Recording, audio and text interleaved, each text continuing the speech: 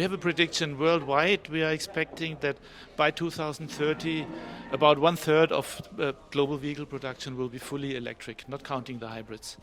And I personally do think in ASEAN we are behind. I think it's common agreement. It will take a bit longer, nobody can say when, but eventually we will get there. We will have similar figures a few years later.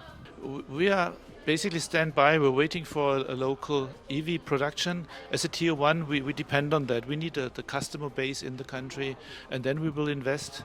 We do have factories here already with ample spare space where we could go in. We have great local teams who could produce those products here in Thailand.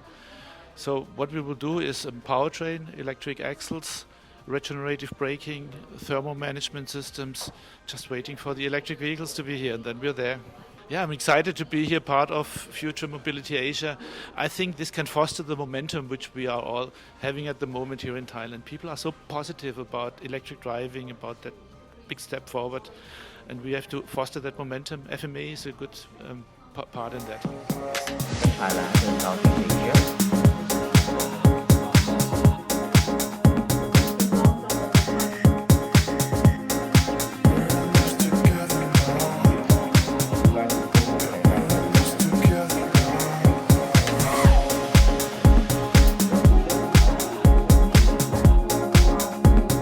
I expect that in ASEAN we will adopt the clean mobility, since all of us have the same problem that we have the pollution, and we have ability to produce the clean energy. So that is the way that we expect that the adoption of the clean mobility in ASEAN will growing more, and we can work together to develop this industry to be benefits to all in our ASEAN country. The way we have to do is the government for the government sector, that is, we should find a way to support them, especially on the supply chain, that to make sure that the manufacturing in Thailand can produce in the competitive price. So not only the assembly, so all part and component on the supply chain. That is the way we have to do. And in the initial stage, to make sure the people can afford on the EV, so the government already launched the program to support them, cash subsidy. Then the people can touch it, can buy it.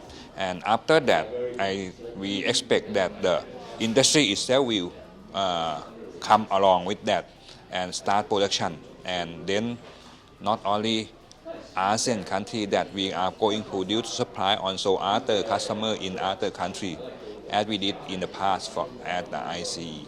Thailand, we are the country that open to the foreigner to come to do business in Thailand, and Thai people also welcome every foreigner or every colleague from any country to join us.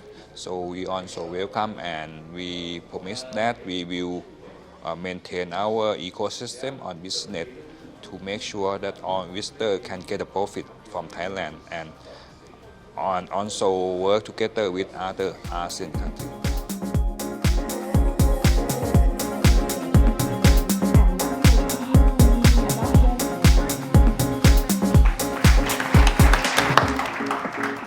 For those countries who have more stable grid and the power is surplus, will have the EV moving more faster than others. Some challenge for the fast charging stations we are facing now actually is the infrastructure. The civil work take a long time to finish.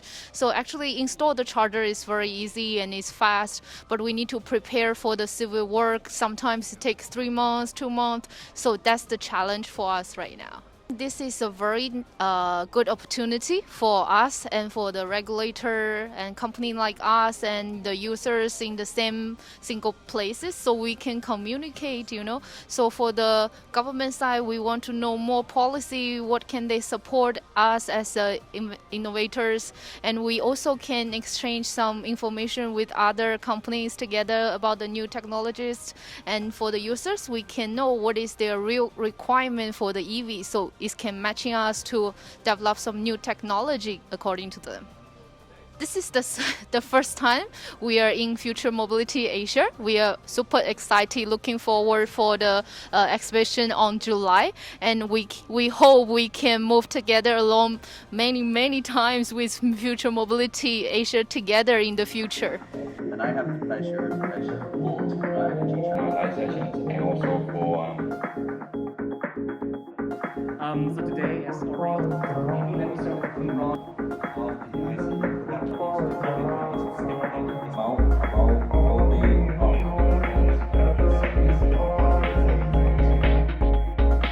round of applause to the organizing committee of the event. ขอบคุณมากครับ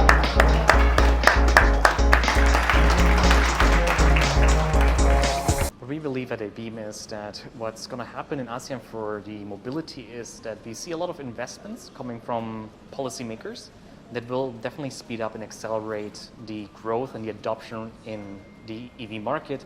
But at the same time, for myself coming from the segment of car distribution and dealership networks, we also see that what needs to happen is a pickup in the way that dealers can actually handle the requests from the customers. So there will be a lot of requests towards convenience. If I buy an electric vehicle, can I service it? Can I go wherever I need to go? And maybe what's going to happen in ASEAN due to the current level of the infrastructure is that the government might be supporting a lot, while maybe the service outlets won't be able to keep up with that. And as ABeam, we believe that what we need to do is to facilitate those needs in the market through the introduction of digital tools and other new digital adaptation methods that will help the customers and the dealers to have the convenience that they need. If asked about the ROI, so probably we can see the most bold targets and policies in Thailand itself. But there is the big question mark about the raw materials. Right now, raw materials have skyrocketed in terms of the pricing, and Thailand does not possess raw materials. Most of those are in Indonesia. So even though Indonesia hasn't announced as ambitious targets as Thailand right now, they might have an advantage when it comes to these raw materials that make the biggest price of the company when it comes to ROI. So for me, it's a head-to-head race between Indonesia and Thailand of how Thailand can maybe manage the disadvantage of not having the raw materials, but having the advantage of a very strong governmental support. Overall, I feel pretty excited about it. There's a lot of interesting people here that I have managed to meet now, and everyone is very enthusiastic about the future of EV, about mobility here in Southeast Asia. So for us, as ABeam, what we're looking forward to for the event in July is to identify what is the most important pain point that our stakeholders have, and how can we make sure that besides making this increased acceleration of EV mobility not just available to the public, but to also make it convenient for the public. So this is something that we as ABeam will be looking into, of how the services related to EV can be at the same standard and quality as for combustion engines today. Thank you so much, Sharon. Sure, no problem.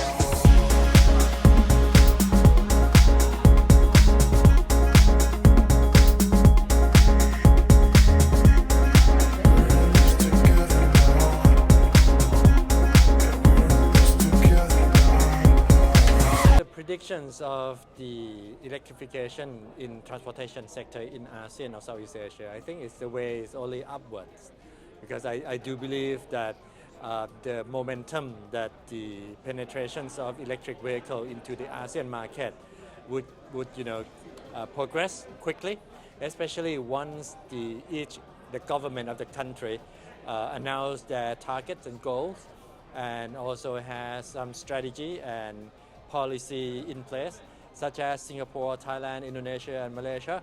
And I do believe that for the next few years, there would be interesting time for energy transition in both electricity supply and electricity demand, such as the electric vehicle in ASEAN. Thank you. For Future Mobility Asia, I think it's a good platform for stakeholders, such as policy maker, regulators, inventor, also business people, to meet and discuss for anything that would become a future for our transportation sector. And I do believe that in ASEAN there are many new technology that is ready to come into the market. I hope that it could be a good platform for a new technology. Thank you.